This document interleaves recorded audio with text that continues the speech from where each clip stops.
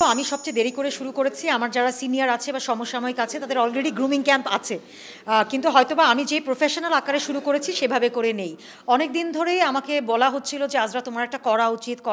আমার যারা কি বলবো, যারা আমার অ্যাডভাইজার্স আছে, আমার ভালো চায়, বড় ভাইরা আছে, বড় বোনরা আছে, তারা সবসময় বলছিল যে করা উচিত। এবং সেই সাথে যখন আমি অনেক ফ্যাশন শোগুলো করা শুরু করি তখন আমার মনে হয়েছে যে ট্যালেন্ট গ্রুমিংয়ের একটা স্কোপ আছে।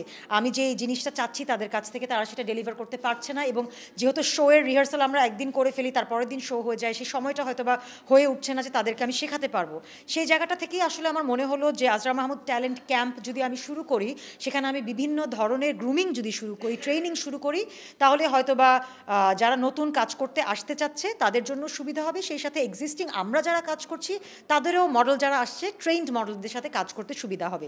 আজরা মাহমুদ ট্যালেন্ট ক্যাম্পটা আমার শুরু করা মডেলিংয়ের একটা বিষয় মাথায় নিয়ে, কিন্তু সেটাই শুধুমাত্র সীমাবদ্ধ নাই। আমি এখানে আমাদের প্রেজেন্টার গ্রুমিং হচ্ছে, সেই সাথে ফিউচারে আমাদের আরও কিছু প্রজেক্ট আছে যে আমরা বাচ্চাদের গ্রুমিংও শুরু করছি, এবং সেই সাথে আমাদের মেকআপ আর্টিস্ট গ্রুমিং আরও ছোটো ছোটো, আর পাশাপাশি তো প্যাজেন্ট্রির যেই জায়গাটা, প্যাজেন্ট গ্রুমিং কোর্সেস আমরা শুরু করছি। সো এটাকে যেটা বললাম শুরুতেই যে একেবারেই প্রফেশনাল আকারে যে জিনিসটা করা, ট্রেনার্স হায়ার করে সেভাবে করে সামনে এগিয়ে নিয়ে যাওয়ার একটা প্রক্রিয়া। একেবারেই 2 বছর হয়েছে আমার, মাত্র বেশি না, 2 থেকে আড়াই বছর। এই আড়াই বছরে অনেকটা দূর এসেছি, আর সামনে এগিয়ে যাওয়ার তো আর কোনো শেষ নেই, যে আরও বেশি করে যাবো ইনশাল্লাহ। আমার আলটিমেট গোলটা সবসময় অনেক বড় থাকে, কতটুকু অ্যাচিভ করতে পারি আমি জানি না। আমি চাই যে আমাদের দেশ থেকে ইন্টারন্যাশনালি মডেলরা প্লেসমেন্ট পাবে, এএমটিসির ক্যাম্প থেকে আমরা সুযোগ করে দিতে পারবো যেন বাংলাদেশি ছেলেমেয়েরা ইন্টারন্যাশনালি ফটোশ্যুট, ফ্যাশন শো করতে যেতে পারে। এমন না যে এখন পারছে না, অলরেডি গেছে। নিউ ইয়র্কে আমরা দেখতে পাচ্ছি যে নিবির আদনান নাহিদ কাজ করছে, মীর মারিয়াম আহমেদ কাজ করছে, আরও অনেকেই আছে যারা অলরেডি ইন্টারন্যাশনালি কাজ করছে। এই যে নাম্বার অফ পিপল যারা এরা নিজের উদ্যোগে গেছে, সেই জায়গাটা, সেই কষ্টটা নিজেদের করতে হয়েছে, সেই কষ্ট যেন আমার এজেন্সি করতে পারে, এবং মডেলরা যেন নিজেদের উপরেই ফোকাস করতে পারে নিজেদেরকে ট্রেন করার জন্য, নিজেদের পারফরমেন্স ভালো করার জন্য। সেই জায়গাটায় আমি আসলে এএমটিসিকে নিয়ে যেতে চাই। লাক্স চ্যানেলাইজ সুপারস্টার, একটা কথা বলবো, সেটা একটা প্যাজেন্ট না, এটা একটা ট্যালেন্ট হান্ট। এই যে বিভিন্ন জিনিসগুলো, যে কোনটা মডেলিং কম্পিটিশন, কোনটা প্যাজেন্ট, কোনটা ট্যালেন্ট হান্ট, এইটার ক্ল্যারিটি একটু প্রয়োজন। আমরা ট্যালেন্ট হান্ট হিসেবে একটা মাত্রই পেয়েছি, সেটা হচ্ছে লাক্স চ্যানেলাইজ সুপারস্টার, এবং সেখান থেকে আসলে অনেক এখন যারা ভালো কাজ করছে ইন্ডাস্ট্রিতে, যারা অভিনয় করছে, সেখান থেকে বেশিরভাগেরই কিন্তু লাক্সের তৈরি করা।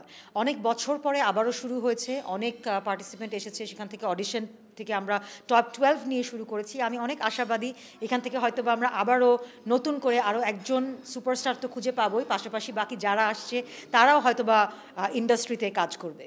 গ্রুমিং যখন শুরু করি, আসলে প্রথমে মানুষ আমাকে লাক্স সুপারস্টারের গ্রুমিং হিসেবে দেখেছিল। সেখানে আমারও অনেক বয়স কম ছিল, পার্টিসিপেন্টদেরও বয়স কম ছিল। সেখানে একটা গাম্ভীর্য আমার মেনটেন করতে হতো যেন আমি 25টা মেয়ের ক্যাম্প মেনটেন করতে পারি, এবং তারা অনেকজনই আমার বয়সের কাছে ছিল। সো সেই জায়গাটা থেকে মানুষের ধারণা আমি অনেক রুড। হ্যাঁ, আমি রাগী, কিন্তু আমি রাগী তখনই যখন আমার একটা কাজ ডেলিভার না হয় তখন। এছাড়া আমি অনেক প্রাণবন্ত, হাস্যোজ্জ্বল একটা মানুষ। আমি অনেক জোক করতে পছন্দ করি, মানুষের সাথে আড্ডা দিতে পছন্দ করি, এবং অনেক হাস্যোজ্জ্বল পজিটিভ এনভায়রনমেন্টে আমি থাকতে পছন্দ করি। But when it comes to work, I am very professional, I want my work done, এতটুকুই। সো ওই জায়গাটা থেকে, যেহেতু এটা আমার কাজের একটা জায়গা, সেখান থেকে হয়তো বা মানুষের একটা ধারণা আছে আমি অনেক রুড, আমি অনেক রাগী, কিন্তু একেবারেই না। As long as you are giving me what I want, I am good.